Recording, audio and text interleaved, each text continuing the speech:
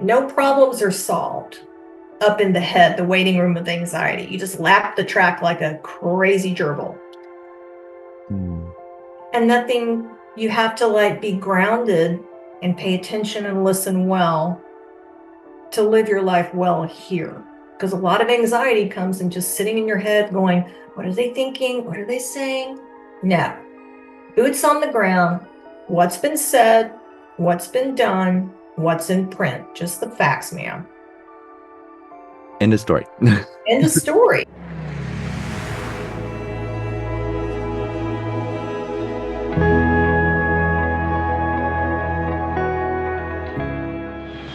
Hi, everyone. Welcome aboard Jump Seat Therapy with your host, Kevin Weaver. I have a very special guest with you guys today, a friend of mine that I met on the jump seat, coworker, Sydney. Welcome to the jump seat. How are you? Hey, Kevin, thank you so much. I'm excited to be on the jump seat. I look Yes, forward to it. I Thanks for love it. Yeah, of course. I'm glad. I'm love that we met on the jump seat. And you are, first of all, a very hard worker. I love your work ethic on how you were with passengers, and it makes sense to the line of work that you do on the side from flight attending when you told me you were a therapist. I was like, well, now it tracks. Very well put together, and just like, you could tell that you have a very big heart for people and that you take care of yourself very well, and it shows and it radiated. So, yeah, tell us. So, go ahead and tell everyone a little bit about you. Well, it's kind of funny because the person I am now is probably the person once I hit my 40s, actually. Okay. If you had known me early on in my life, you would have been like, oh my gosh, what a train wreck. Truly. So just, I went to a private school, so we all know the horror of that in Dallas. And basically was really into punk rock and all things like that. Counter government, all that, an anarchist cookbook. I had all the books and went off to college, still an anarchist, still into punk rock. And then did not, this is skipping ahead to one of the questions, but trying to go with the flow here. Yeah. Really went to college, thought I was going to get my master's in Spanish lit and be a golden age drama critic comparing the literature of Spain and England. Mm, It's a little nichey.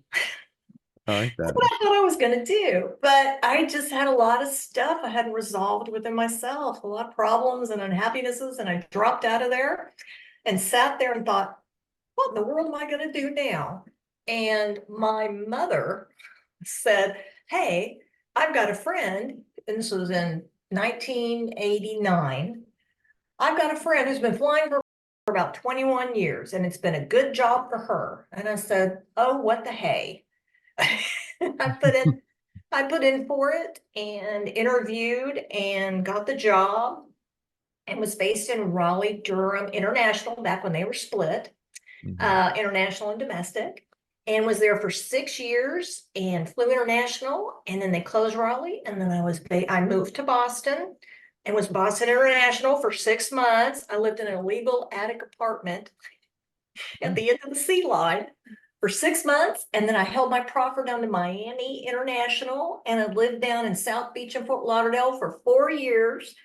And then I kind of had a life change and I dropped to domestic and went to Chicago, lived downtown for a couple of years and in the suburbs for 7.5. And Mm. my best friend said, you know what? Your dad's turning 70. Don't you think you should go to Dallas? And at that point, I did not hate them anymore. And I thought, what a great idea. So I ended up in Dallas and I'm fully planted here, flying with my counseling business here. My church is here. My friends are here. Obviously, my parents are here. And I get to spend quality time with them now that they're older. So Aw, I love the big that. loop. Yeah, I didn't know you were in all these other bases. I guess you may have told me that, but it's been a little while now. But it's Chicago. I didn't even know that. Okay, that's where I'm thinking about transferring. So you can tell me a little bit more about Chicago. Yeah, Awesome. yeah. Well, awesome. How long have you been flying again as a flight attendant? I am gonna start my 36th year this September. Okay. Well, that's another thing that surprises me. Like, I remember when we first worked together, I was like, I thought you were a new hire because you were so involved with the job till still so well. I was like, she must be new because she's like doing everything and it's so good. And I'm like, man, to be that senior and still be work have that worth ethic. It's I love it and I thank you for that. Because it inspires me and it keeps me going in the job too. Yeah. I just find that it's not even apart from, how I can get so, kind of political sometimes. Mm-hmm. There's We things all. coming out, things you like, things you don't, reserve the company. And really, those things are all peripheral, they're all circumstances, they're all going to change. And really, what I've found that I lock into is it's my own personal work ethic. It's I want to feel good about what I do. I want to do it well. I want to be in a position that if someone has an actual problem, that I can actually come alongside them. Um, and then I always say, I'm old and I'm old school. I love it. I love it. We need more of that too sometimes, you know. We need some of the old school. I love it. I mean, I kind of grew up that way. I grew up in a small town, so I mean, I had a lot of old school concepts. I think I grew up with. So, but ethic is one thing that just kind of seems to be out the window nowadays. Yeah. So it's great when I see that around. I'm like, okay, it motivates me to do it again too. Um, but I love while I'm creating this podcast is to create a good positive space for a lot of flight attendants, Mhm. but not only flight attendants, but taking the concept of jump seat therapy and helping people gather, themselves and work on themselves inwardly and get that proper help. So I'm really excited to have you on board today to talk about your side job. So, you kind of shared with the question and kind of what got you into flight attending. So, what got you to being a therapist? What got you into that? That actually is going to probably intertwine with other things here. I'm never a linear person, it seems. Everything kind of connects with everything. But it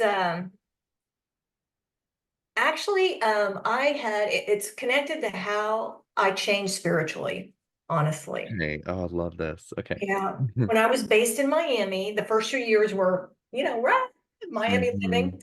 And then I bumped into the person that was going to become the best friend of my life. I was about 35, I think, was it 35, something like that. And she was a lapsed Christian. She hadn't been living it out. And then she decided, I'm gonna see what's up. I'm gonna go back to church again.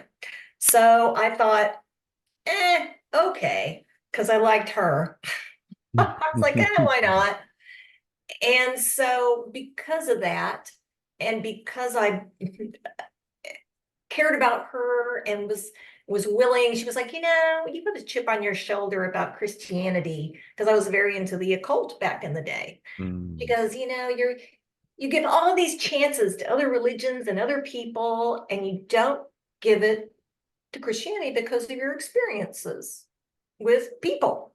And I said, you know what? You're absolutely right. And because of that, I started because I was just really an anarchist for real. And I just didn't see the value in family. I didn't see the value in connections and relationship as much. I had a very negative view of everything, honestly, in a way of, what value do connections have? People hurt people and blah, blah, blah, real porcupiney. And at that point, I went to church with her and I'll never forget, it was the Black Voices of Inspiration were singing and the power went out in the church. And I thought, oh, how embarrassing for them. And Mm. nothing, they didn't stop. Their voices were, just on, their faces were shining. And that was the first moment that I thought, you know what? I do believe that God loves me. And it set me on a path of really digging into it. What do I believe? Do I believe the Bible? And she and I kind of dove into it together. And it made me a more positive person. And I was so much better wanting connection with family and deeper things like that. And then I moved to Chicago and got very involved in a church there. But it was honestly when I came back to Dallas, I realized that even though I had this new mindset and this new appreciation of life and how it was ordered and relationship, that I still had so many wounds on the inside of things that had happened to me and things that I had done, that I still at the core was a very hurt and angry person. So I ended up going to our church's recovery program, which is Celebrate Recovery, when I went through, and then they redid it to make it more biblical, Christ centered, Mhm. and it's called Regeneration now.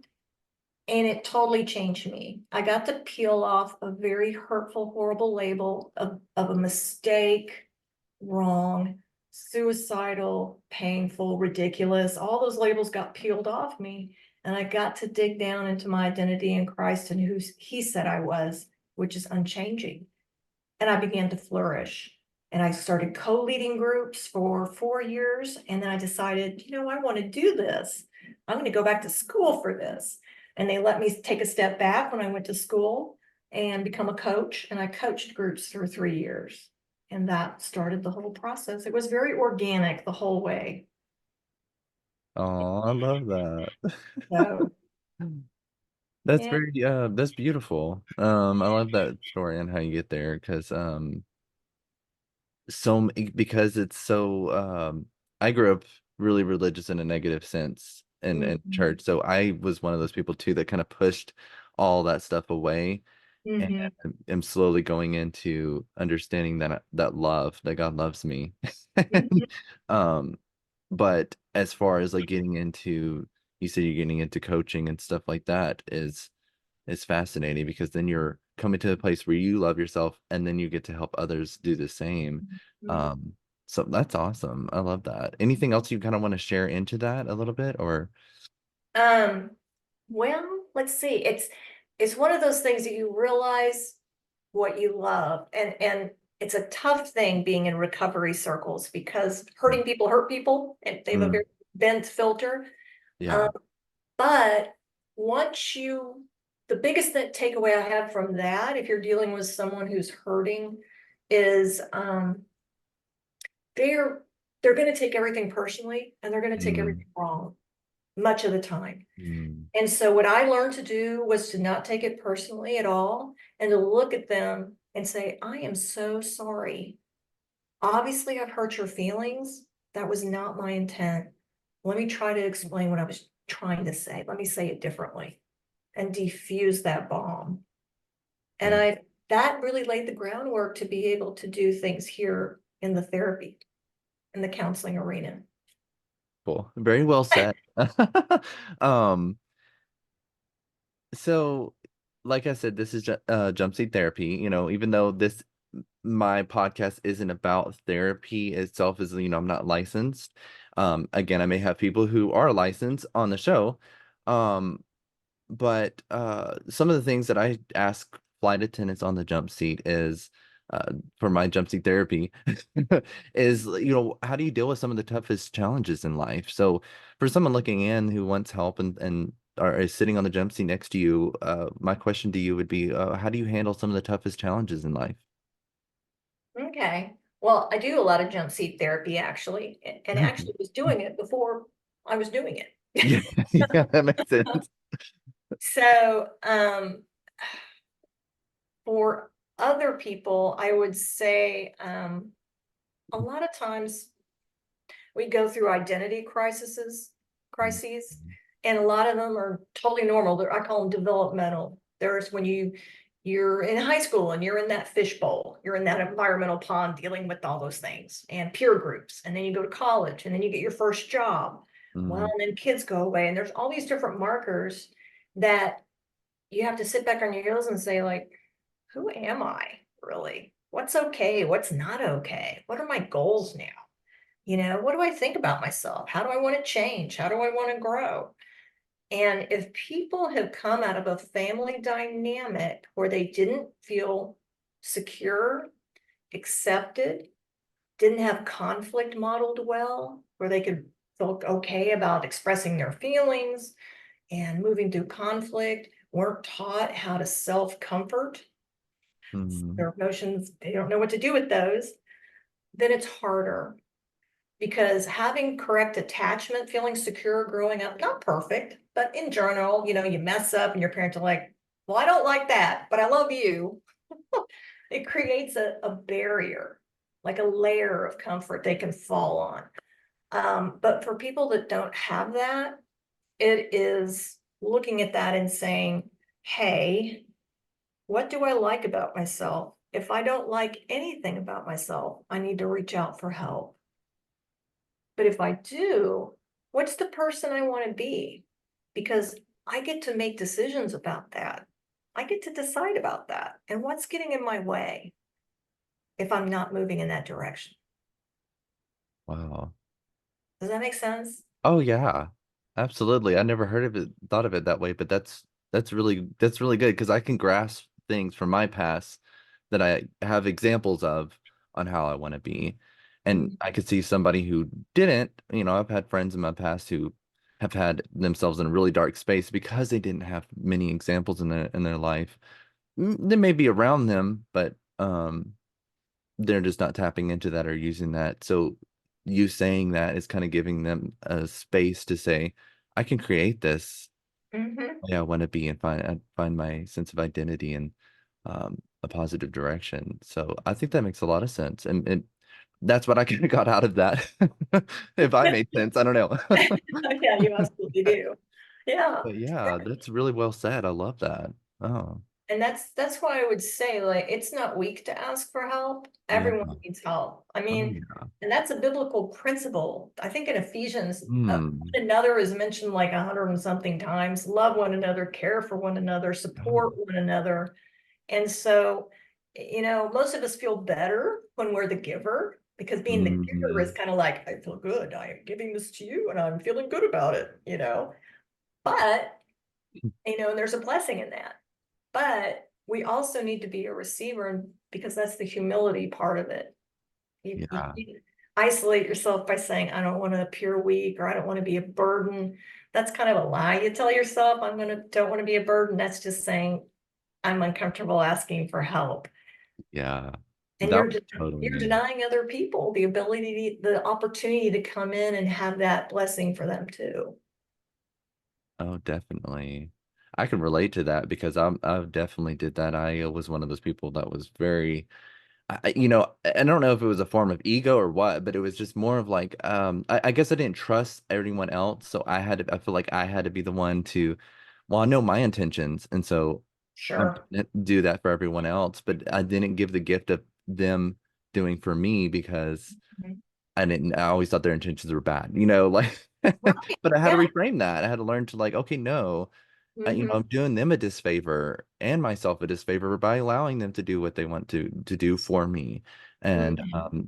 and I love the gift of giving. So I Hmm. know how it feels. Why would I rob that from someone else? Like it's not right. Why would I rob myself someone else of that feeling as well? And when I looked at it that way, kind of took myself out of myself and saw that scenario and was like, oh, Hmm. wow. I'm robbing them of this experience that I get when I give all the time. I Yeah. learned that from my partner. My partner is the one who actually he's a big gift giver, and I just did not receive gifts very well. And when he did that, I could tell it was his form of love. Uh-huh. And I was just like, how do I accept it? I don't know how to do this. But I was like, and it's when I really got to take myself out of myself and was seeing that, oh, this is something he needs to feel, and this is how yeah. And it was a lot of healing in myself within that to know that not everyone's out here to get you, Right. Yeah. you know. And what's funny is what's broken in relationship can be repaired in relationship. Oh yeah. Oh yeah. That's how we're Absolutely. created, you Oh know? yeah. Absolutely. I love that we, have different perspectives from everyone. That's another reason why I love this show is like and shows like it is people's stories is perspectives Hmm. and having it paints a big picture in my head, hearing Uh-huh. other people's stories and where they got to, how they got to God or how they got to some, enlightenment in their life or some type of something, some healing done for them. Hearing those stories to me, it paints a bigger picture of us as a whole and builds a lot of comfort and peace in my heart and helps me want to continue growing to be a better me. And it's just, I don't know. I guess that kind of goes along with that, I feel. But yeah.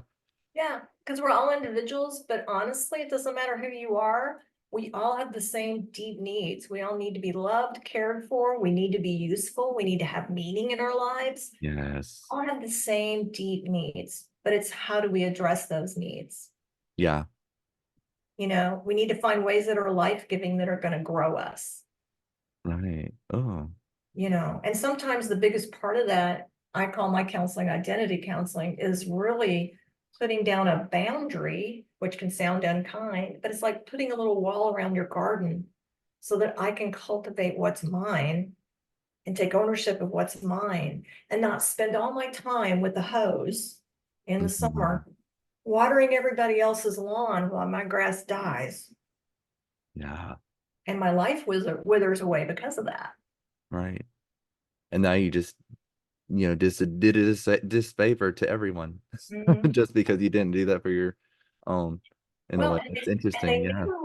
they never really knew me. I never gave them the opportunity to know me because I was so relentlessly feeling like I needed to give me plus whatever I had to offer that Yeah. they never really got to know what I was thinking and feeling. So there was no real friendship or intimacy a lot of times. Yeah.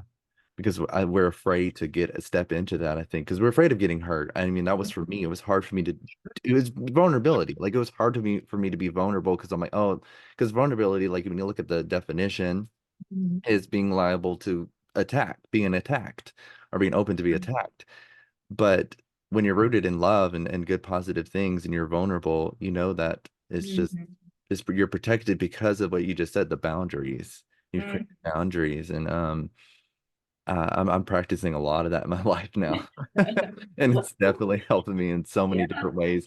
Set boundaries, and that's a tough word for I think some people. yeah, for sure. It's like, I mean, I'm just now kind of really understanding it myself, but it's because it seems like it's a rough or rude thing, but it's not. It's you're protecting yourself and those around you, And but not just protecting it, you're respecting. respecting it. Oh, I like that better. Yeah, absolutely. I'm Respecting it. respecting myself and I'm also respecting that the other person can then make a decision based on what I say or do, if how they want to continue. Ooh, and not you be making the decision. Because that was me. I used to be that person that would be like, I need to make that decision for them. And it's like, that's not fair. That's not right. You can't. Like, you're not them. And so, It's not realistic. right. Exactly. That. Oh, I love that. Well, thank you so much for sharing that. So one question I kind of want to get into because therapy, I, let's say for me, um, was very hard for me to seek.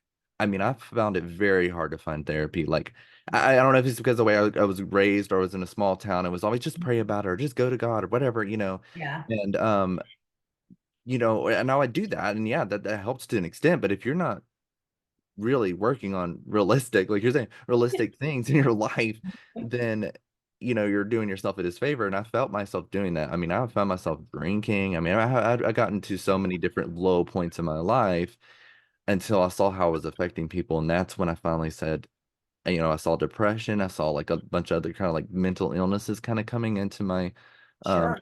body and like seeing it from like, oh, I saw this from my parents maybe, and I've kind of picked up those things. So I started really seeking counseling, and it was hard to find the right counselor and anything. So I want to ask you if for Uh, those seeking counseling, what's the best advice you can give them to find the best counselor for themselves? Well, what I would say is, oh, this is a separate thing to people in the church. Okay. Hmm. The church historically has been kind of prejudiced against counseling. And thankfully, that's changing with Focus on the Family, New Life Live. It's moved to a very compassionate space and it's being Hmm. added. So you may be in a more conservative area that hasn't reached that yet, but know that there is nothing wrong with you if you can't pray whatever it is out of your life. Hmm. That's important because sometimes you need God wires people to be counselors to help people. So there's nothing Hmm. wrong with asking for help. Um, I would also say to look at it like, and this is kind of hard, people feel real uncomfortable looking for Mhm. a counselor. Um, Look at it like you're choosing any other service. I'm choosing a restaurant, I'm choosing a dress or a pair of pants. I mean, I hate to put it that way, but Mhm. in the sense that you own the process. Try to, and if you don't click with the person, that's okay. There will be someone you'll click with. Just because you don't click with a counselor doesn't say anything about you at all. They're different styles. The number one best way is word of mouth referral from someone that you trust and that you've seen change in their life. That's the absolute best way to go. If not, go to Psychology Today, and you can click in, it'll say like Dallas or Texas therapists, and you can click in names to search them out, or it can come up with, you just click in the area, what you want, and you can find a therapist that way that's been accredited through Psychology Today. So at least there's that minimum. Um, or if you are in the church, Focus on the Family has a network of counselors that you go through a vetting process. New Life Live, which is I just love a lot. They're really wise too. I've gotten a lot out of them. They also have a counseling network you can go through. So there's ways of kind of making the search a little bit easier, I would Okay. say. Okay, cool. I like that. Okay, I'm gonna add something, and I'm gonna hear your thoughts on this because I shared this with some people seeking counseling myself because I had been hurt by the church growing up. I mean, again, I've worked through a lot of that work, so I don't anymore. But we hold a lot of biases as ourselves, especially when you may have been hurt through maybe even the church itself. So I used to kind of share it with people like when looking for a counselor too, don't quite look up their background because then you might be biased just by a thought of like finding they're Christian or finding their beliefs in something. Is that a good thing to tell people? Like, because Mhm. for me, it was something I needed to do. Maybe that's all it needs to stay with is just within me. But because if I found out someone was a Christian base or something, I'm not like that now, but I knew that was one thing I needed to work on.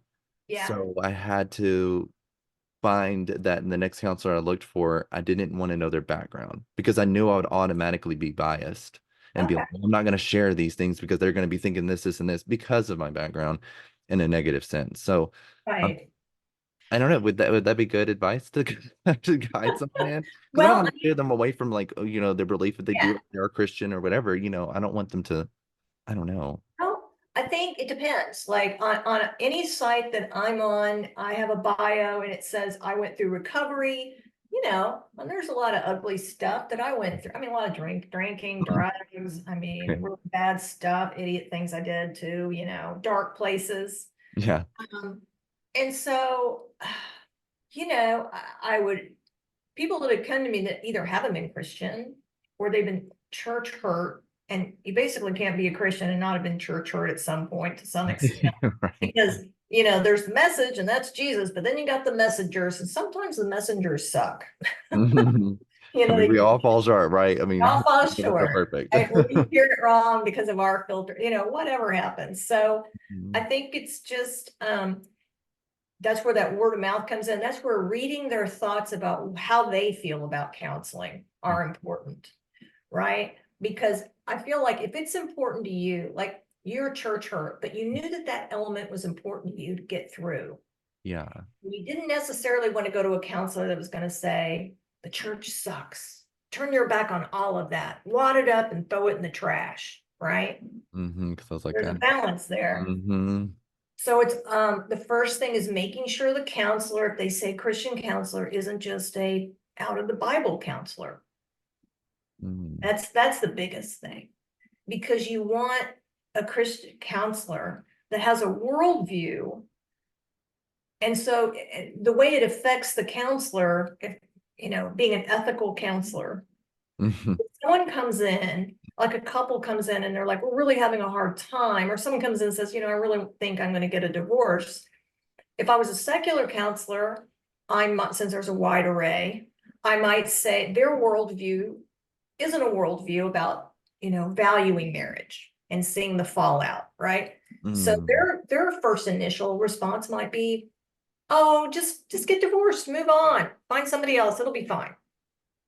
And mm, so in a way, in a loose way, all it means that I'm a Christian counselor means that that's not going to be my first thought.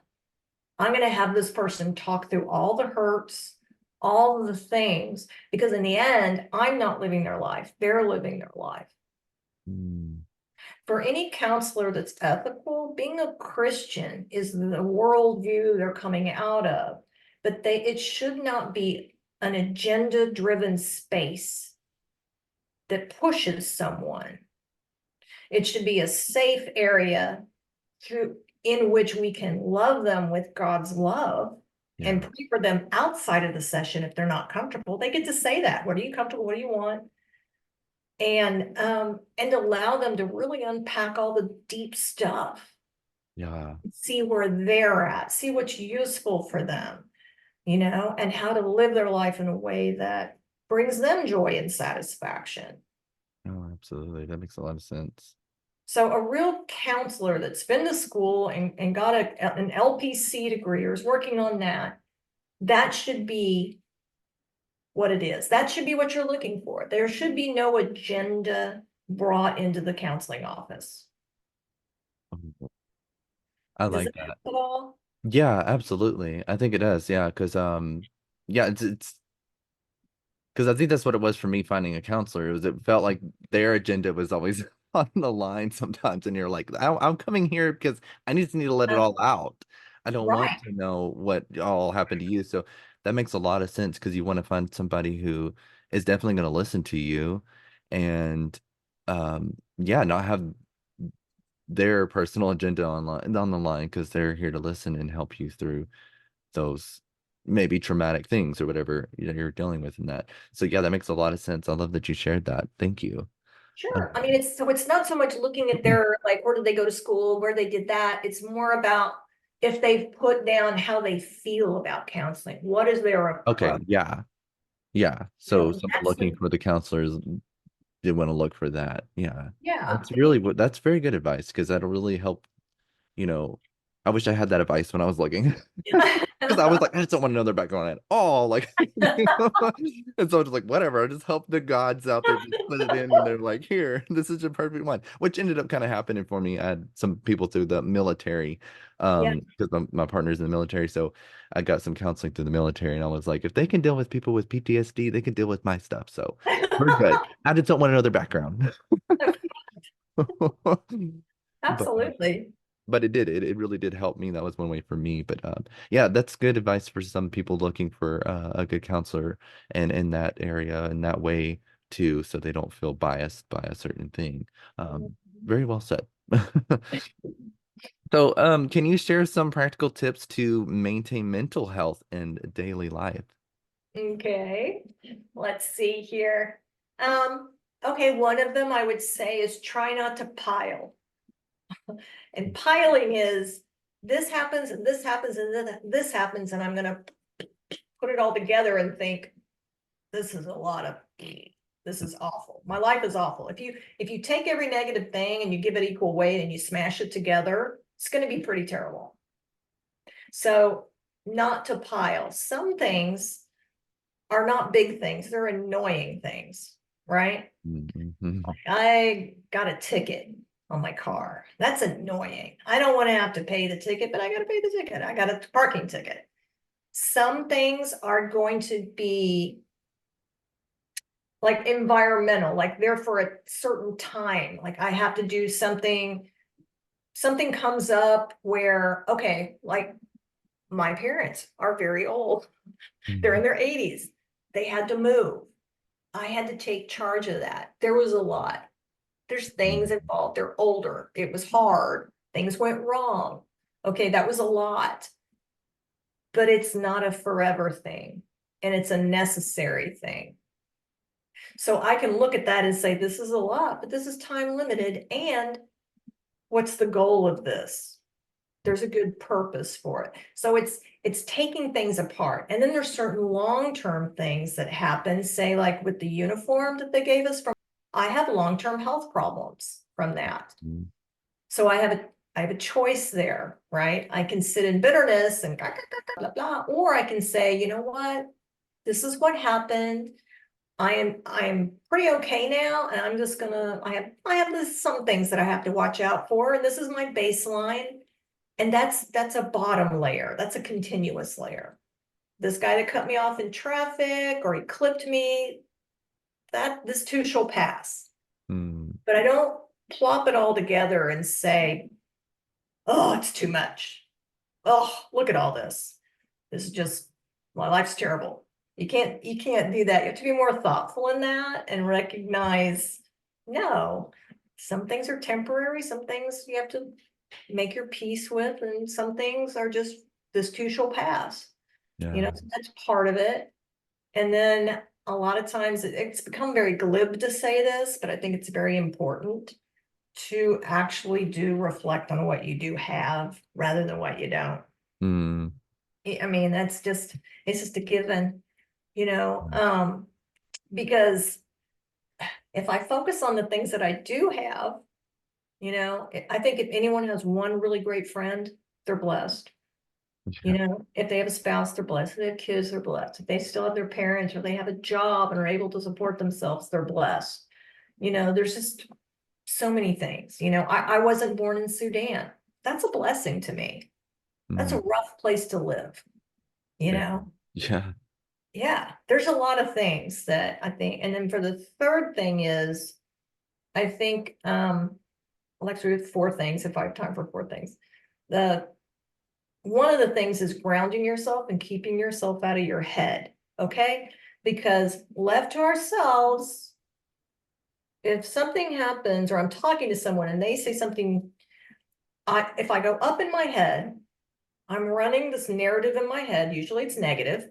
What are they thinking? Oh my gosh, they're upset. Are they mad at me? Or blah, blah, blah, blah, blah, blah. It has nothing to do with reality. In fact, it's blocking me from hearing what they're actually trying to tell me. No problems are solved up in the head, the waiting room of anxiety. You just lap the track like a crazy gerbil. Mm, And nothing, you have to like be grounded and pay attention and listen well to live your life well here. Because a lot of anxiety comes in just sitting in your head going, what are they thinking? What are they saying? No, boots on the ground, what's been said, what's been done, what's in print, just the facts, ma'am. end of story. End of story. Yeah. Wow. Very Yeah. well put. And then the other one would just be to just calm yourself sometimes. Sometimes we get agitated and we get a physical response and we're a loop. Mind, body, and emotions are a loop. So if something pops into my head and I don't even know it, it can agitate me and I go into flight or fight mode. Right. And my prefrontal cortex closes down the part that allows me to make good decisions. And I'm just agitated and it creates a negative loop. And then you're stuck in it until it's over. Yeah. So if I start feeling anxious, if I can do some deep breathing, like really deep breathing, like breathe in to the count of five, hold it, push the air out to the count of five. If I can calm my body down, it will automatically calm my emotions down and allow me to think a little more clearly. So Wow. those are some things that I would think might be helpful. Absolutely. It's very well put. I like how you put it, in different terms like that, but definitely believe in grounding yourself is very key to a lot of that. My counselor's been helping me with that. She's like, remember to ground yourself. And then of course my friends tell me that too. Oh Uh, yeah. but yeah, that's very true. It is funny because our minds do go into this space on trying to think about what everyone else around you is thinking, and it's ridiculous because you can't, for one. Mm-hmm. It's only hurting yourself. You're going into these spirals. I used to go in a lot of spirals, and that was the word I used a lot. And downward. Yeah. I'll kind of channel that, and I spiral up. I try to Mm-hmm. like instead of creating a narrative of what other people are thinking of me, sometimes I've created it in a positive way. Like, Right. this isn't this.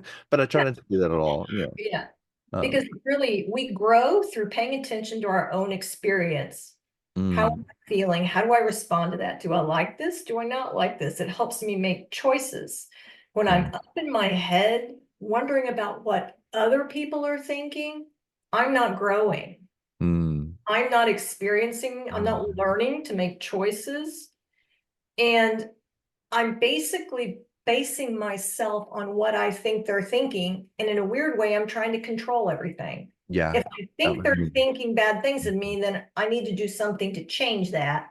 Mm-hmm, When actually, as long as I anchor myself, this is the identity piece again. I mm-hmm, anchor myself to who I know myself to be, to my intention. So if someone flies off the handle or gets mad at me, and obviously I'm not trying to upset them. I am not going to be swayed by them into thinking I'm a bad person. I'm not going to feel bad because they feel bad. It was a mistake. I'm anchored to my intention of something happened here, but it's not my fault. But yeah, I can clarify and I can tell them I'm sorry they're upset, which changes the dynamic. It keeps me in the here and now. I can change things in a dynamic if I'm present. yeah, wow, really well put. So Oh, I love that. Thank you. I love all this stuff you're sharing. I It's get all, good stuff. I get all happy because I love what I do so much, I love that, and it shows. It's lovely. I love it. And I'm glad that thank you first of all again for being on this show, for doing this, because it's recorded and it's something when I look back on these, I hear something new because I'm growing and I'm learning and I find something new in it. So I love it because it's in a way it's a documentary of me like growing and all of us growing Uh-huh. and getting better. There's a lot more other questions I would really like to go into, but just for the sake of time, I may have you back and share some more. Have you share some more if you were willing to and would like to. But for the sake of time, for right now, I'm gonna go ahead and just kind of go into this one last question in this group, and then I have a list of questions that I share with all my guests. So Mhm. first question though, but you kind of touched on it a little bit on how you became a therapist, but I love asking this question because I've become a lot more spiritual lately. The word spiritual. So what does spirituality mean to you? Okay. For me, it it means actually believing that the Bible is true, that there actually is a God of the universe that knit everything together, that has a plan to for redemption, and that although things are not perfect now because of people having, free will and choosing to do bad things, that there is a plan to complete and change things, and have the earth the way it was supposed to be. And I know that and I can look forward to that, but also in the fact that I am connected to the person that created me now. Mm. And so I can go to him for strength. I can sit there and basically say, hey, less of me and more of you, because you're the best part of me. Right. And it just means and it also creates a connection with other people that I would normally have nothing in common with, too, which is interesting. But it's a security. I know who I am. I am anchored in that in a way that I never could have been because I'm connected spiritually. What was dead is now alive. I'm connected spiritually with that knowledge. And I nothing can change that. Nothing can shake that.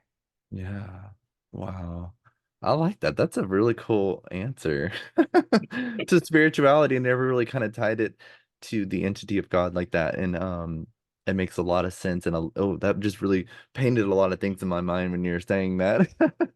And of things that I've experienced myself with spirituality and God. And it's some experiences I've actually had personally. I may share it on here eventually one day, but I felt because I cut myself off to anything spiritual for Sure. a good 5 years and to God and all of it, I just said, no, I don't Mhm. believe in any of it. And of course, which led me into trying to control everyone and everything around me.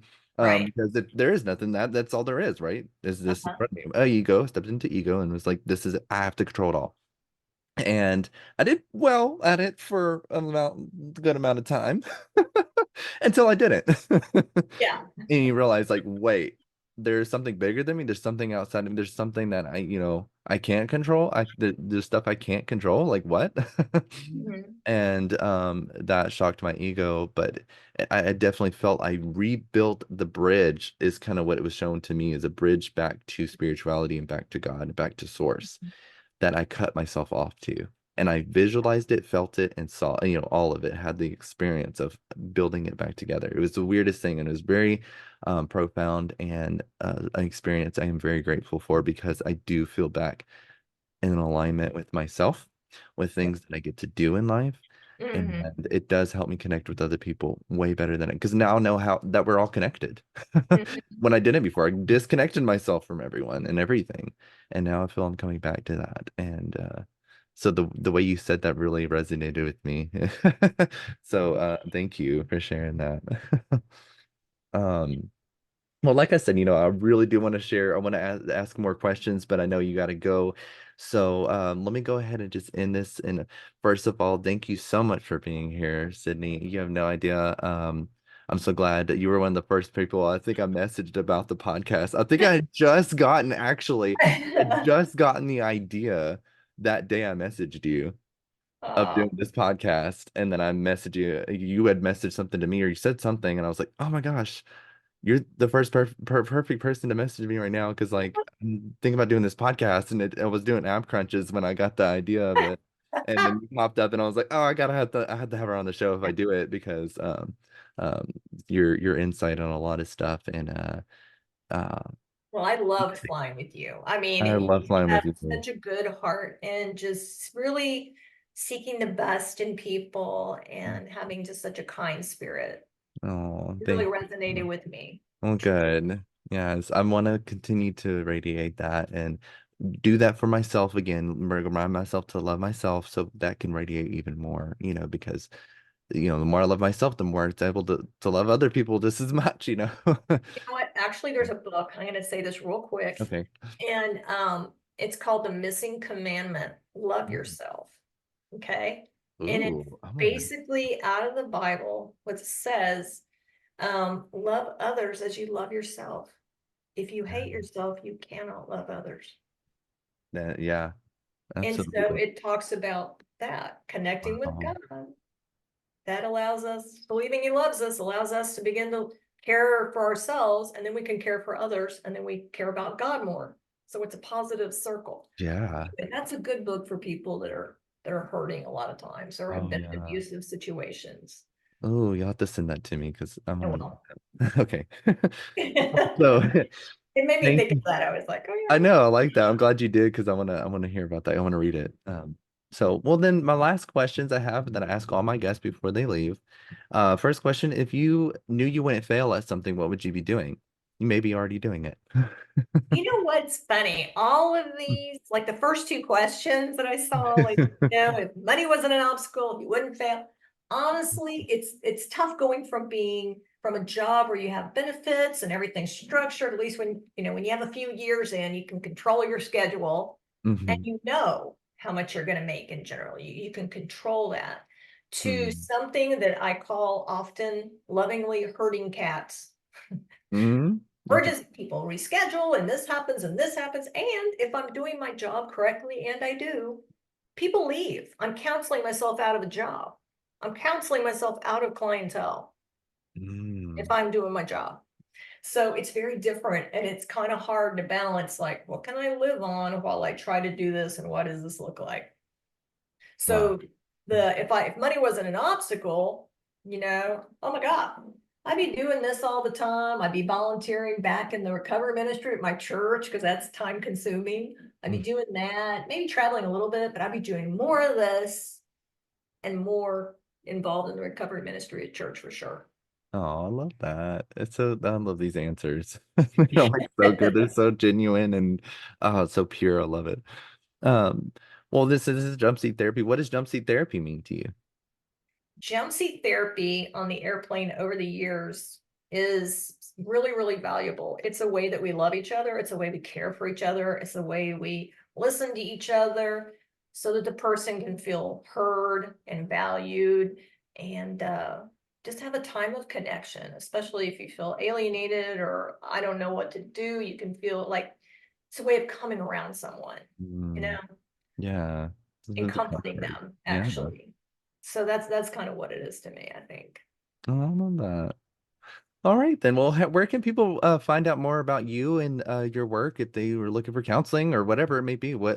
How can they reach you? Uh, well, you can go, like I said, I have a small thing on Psychology Today, so you can go to that and plug my name into the search engine, or um, our website, which is going to be changing, but right Mhm. now for my office in Plano, it is counselgodsword.com, and it's a very bad website. We're changing it. I'm so sorry. Anyway, it'll have my bio, it'll have some things on there, or I do have a website that I'm trying to use more that is counselinglivinghope.com. And it has my bio and like the things that I treat, my areas of specialty and stuff like that. So Perfect. there you Oh, go. awesome. I'll definitely have that. If you don't mind sending that to me, I'll put in the link, a link in the bio and stuff. Well, so, um, well, thank you again so much, Cindy. Yeah. And I will have you back. We'll keep in touch and I hope to see you out there flying again. Oh, me too. That would be the best. I hope Oh, I I see you know. too, Kevin. It's been great. Yeah, Thank you very much. you're welcome. Love, peace, and unity. Okay. That's my little ending. Okay. Or I like to say, I am here for you. Oh, I like that. Oh, that's Yeah. cute. All right. Love, peace, and unity. And then what did you say again? I am here for Here, you. you. Oh, I So love that. I am here for you. Oh, So let's dive deep, let's take flight, and don't see therapy, everything's alright. Together we rise, shine so bright. In these conversations we find our light.